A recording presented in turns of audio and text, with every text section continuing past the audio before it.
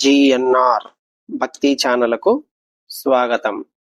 మనం కంచి కామకోటి పీఠాధీశ్వరులు నడిచే దేవులైన శ్రీ శ్రీ శ్రీ చంద్రశేఖరేంద్ర సరస్వతి మహాస్వామి వారి దివ్య మహిమలను ప్రతిరోజు తెలుసుకుంటున్నాం. గత భాగంలో శాస్త్రంలో గురువుని ఎల్లప్పుడూ అనుభవి అంటే సత్యాన్ని తెలుసుకున్నవాడు అని ఘోషిస్తాయి. మరి ఈ కాలంలో అటువంటి గురువు లభిస్తాడా అంటే బాధపడవలసిన అవసరం లేదు అని పరమాచార్య స్వామి వారు ఇలా చెప్పారు. మీరు నిజంగా ఆర్తితో అటువంటి ఒక గురువు కోసం పరితపిస్తున్నట్లయితే భగవంతుడే అటువంటి గురువును మీకు చూపిస్తాడు. అతను ఎల్లప్పుడూ బ్రహ్మనిష్ఠుడు అయినా కాకపోయినా ఉత్తములైన వారినే భగవంతుడు మీకు ప్రసాదిస్తాడు. మీకు మహావాక్యోపదేశం చేసేటప్పుడు సాక్షాత్ భగవంతుడే ఆయనలోకి ప్రవేశిస్తాడు మిమ్మల్ని ఉద్ధరించడానికి. అందులో ఎటువంటి సందేహం అవసరం లేదు. శిష్యుడు ఎలాగైతే ఈ కాలంలో అనుభవి అయిన గురువు కోసం పరితపిస్తుంటాడో ఈశ్వరుడు కూడా అటువంటి ఆర్తి కలిగిన ఒక గురువును మీ వద్దకు పంపడానికి పరితపిస్తుంటాడు. అటువంటి ఆర్తి కలిగిన వారిని భగవంతుడు వదిలిపెట్టడు. సశరీరంగా గురువుగా రాకపోయినప్పటికీ ఆ శిష్యుడి అంతరాత్మలో సూక్ష్మ రూపంలో గురువుగా అయినా భాషిస్తుంటాడు అని మహాస్వామి వారు చెబితే నిన్నటి రోజున మనం తెలుసుకుందాం. ఈరోజు మహాస్వామి వారి మరొక దివ్య మహత్యాన్ని తెలుసుకుందాం. మహాస్వామి వారి మరెన్నో దివ్య మహిమల కోసం జిఎన్ఆర్ భక్తి ఛానల్ను సబ్స్క్రైబ్ చేయండి. చేసిన వారు లైక్ చేసి షేర్ చేయండి.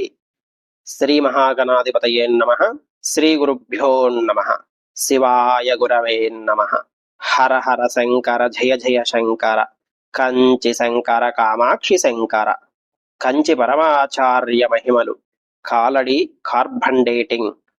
ఒకసారి కాంచీపురం శ్రీమఠానికి ఒక భూ విజ్ఞాన శాస్త్రజ్ఞుడు పరమాచార్య స్వామి వారి దర్శనానికి వచ్చాడు. అతని కుటుంబం బాగోగుల గురించి విచారించిన తరువాత మహాస్వామి వారు అతన్ని ఒక పని చెయ్యమని చెప్పారు. ఒక గజ ఈతగాడితో కాలడీలోని పూర్ణానది, పెరియర్ నది అంటారు అక్కడ, పూర్ణానది నుండి 2 చోట్ల నది అడుగు నుండి ఇసుక తీయమని చెప్పారు.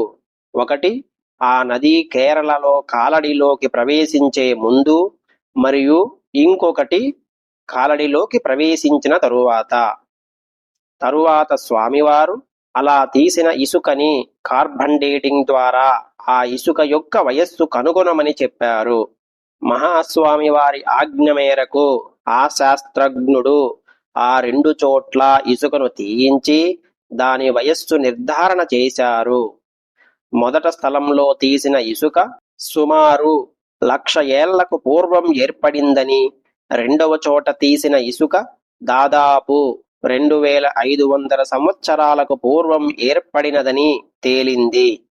మనకు లభించే చరిత్ర ప్రకారం ఆది శంకరాచార్యుల తల్లిగారైన ఆర్యాంబ రోజు స్నానానికి పూర్ణానదికి వెళ్ళడానికి కష్టంగా ఉంటే శంకరాచార్యులు పూర్ణానదిని తమ పాదములను అనుసరించి కాలడి వచ్చి తమ పూర్వీకులు నివసించిన ఇంటి ముందు నుండి ప్రవహించు అని ప్రార్థన చేస్తే నదీమ తల్లి అలాగే ప్రవహించింది. కాబట్టి కాలడిలోని ఆ నది ఇసుక వయస్సును బట్టి ఆది శంకరాచార్యుల వారు 2,500 సంవత్సరాలకు ముందు దాదాపు సామాన్య శకం 509లో పుట్టారని స్పష్టమవుతుంది. ఈ చిత్రం కాలడిలో మనకు దర్శనమిచ్చే పూర్ణా నదీమ తల్లి. ఇదంతా మనకు తెలియజేయడానికి మహాస్వామి వారు చేసిన దివ్య మహత్యం. హర హర శంకర జయ జయ శంకర. కంచి శంకర కామాక్షి శంకర. కంచి పరమాచార్య మహిమలు. కంచి పరమాచార్య స్వామి వారి మరెన్నో దివ్య మహిమల కోసం జిఎన్ఆర్ భక్తి ఛానల్ను సబ్స్క్రైబ్ చేయండి. చేసిన వారు లైక్ చేసి షేర్ చేయండి.